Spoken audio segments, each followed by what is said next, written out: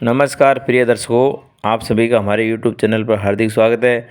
दोस्तों, आज एक छोटी सी कहानी लेके आया हूँ, जिस कहानी को आप अपने बच्चों को सुनाएंगे, बच्चे बिगड़ने से बच जाएंगे तथा हमेशा संस्कारवान बने रहेंगे तथा किस प्रकार से जीवन जीना है वो अच्छी तरह सीख जाएंगे। दोस्तों, पूरा वीडियो ज़रूर देखिएगा। आप सभी जानते हैं कि 7 सुख बताए गए हैं संसार में। पुत्र आज्ञाकारी पहला सुख निरोगी काया, दूसरा सुख घर में माया, तीसरा सुख पतिव्रता नारी और चौथा सुख पुत्र आज्ञाकारी। अर्थात दोस्तों, पुत्र आज्ञाकारी नहीं होगा तो हमारा घर देखते देखते नरक हो जाएगा। पांचवा सुख सुपात्र पड़ोसी। अर्थात दोस्तों, कहते हैं कि पड़ोसी अच्छा होना ज़रूरी है। यदि पड़ोस में लड़ाई झगड़ा वाला आदमी रहता है तो अपना घर का पानी भी सूख जाता है। छठा दोस्तों, राज में पासा। अर्थात राजकारण में भी आदमी को पारंगतता होनी चाहिए तो सुख शांति मिलती है।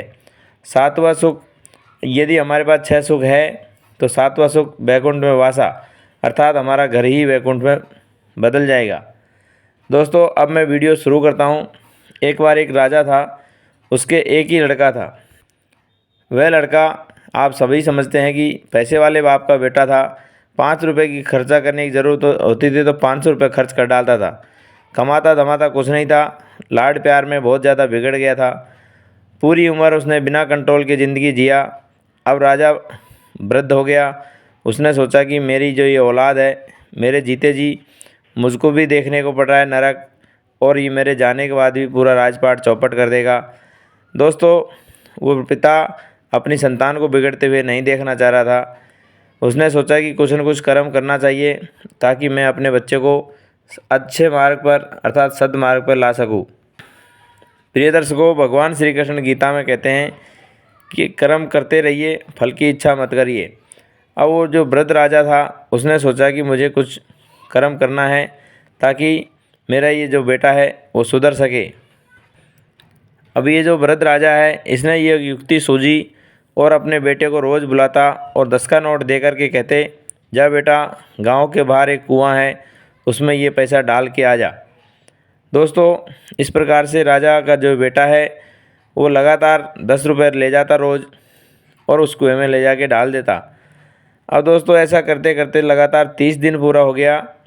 वो राजा सोचने लगा कि अब मैं इसकी परीक्षा लेता हूँ, मैं इसको एक कहना और बोलता हूँ कि ये मानता है कि नहीं। प्रिय दर्शकों, इसने कहा कि बेटा, तेरे घर में कोई कमी नहीं है, मेरा एक काम कर दे तू, उसके बाद तू आराम से मौज करना। प्रिय दर्शकों, राजा अपने बेटे से कहता है कि जा तू 10 का नोट एक कमा के ला एक दिन में। दोस्तों, इसको खाली ये छोटा सा चैलेंज दिया था क्योंकि इसने लगातार 10 का नोट 30 दिन तक कुएं में डाला था। इसको ये नहीं मालूम कि 10 रुपये कैसे कमाए जाते हैं। प्रिय दर्शकों, पूरे गांव में वो मजदूरी के लिए ढूंढता है और कहता है कि मुझे कोई भी काम करा लो और मुझे आप 10 रुपये दे दो। सभी ने हाथ खड़े कर दिए, लेकिन घूमते घूमते एक किसान के घर पहुंच जाता है। उसने कहा कि चलो भाई, मजदूरी तो 8 ही रुपये होती है, लेकिन मैं तुमको 10 दे देता हूं।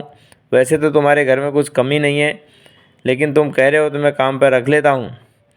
दोस्तों, उसको सुबह 9 से 6 तक लगातार काम करवाया। वो पूरा पसीने में तरबतर हो गया और अंत में शाम को उसको 10 रुपये दिया। वह राजा का लड़का कहने लगा कि मेरी क्या 10 रुपये की मेहनत थी जो आप मुझे 10 रुपये दे रहे हो। वो किसान कहने लगा, भाई, हम और लोगों को तो मजदूरी 8 ही रुपये देते हैं, लेकिन तुमको शर्त के मुताबिक हमने 10 रुपये दे दिया। इतना ही पैसा होता है, इतनी मेहनत के बाद ही 10 रुपये कमाए जाते हैं। मैंने आपको 2 रुपये वैसे भी ज़्यादा दे दिया। दोस्तों, राजा का लड़का थका मारा घर आता है और अपने पिताजी से कहता है, पिताजी, मैं 10 रुपये कमा के ले आया।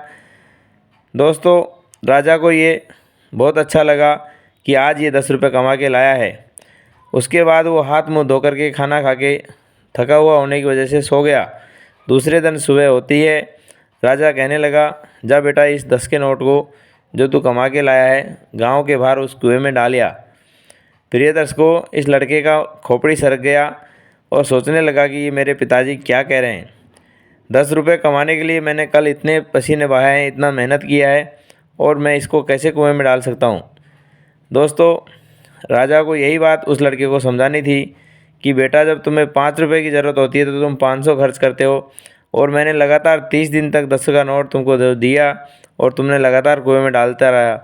आज जब तुम्हें तुम्हारी मेहनत का पैसा कुएं में डालने के लिए दिया जा रहा है तो तुमको इसको कुएं में डालने में पसीना आ रहा है, जोर आ रहा है। दोस्तों, यही बात राजा ने अपने बेटे को सिखाई। उसके बाद वह एक एक पैसे को संभाल करके खर्च करने लगा और वह सुधर गया पूरी तरह से। राजा को अपने बेटे में सुधार आया देखकर बहुत प्रसन्नता हुई। उसने पूरे गांव में, पूरे नगर में पार्टी दिया और उसके बाद अपना उत्तराधिकारी घोषित कर दिया।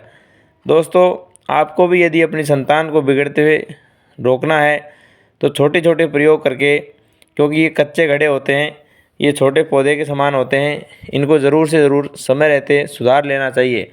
दोस्तों, कहानी छोटी है लेकिन बहुत अच्छी है।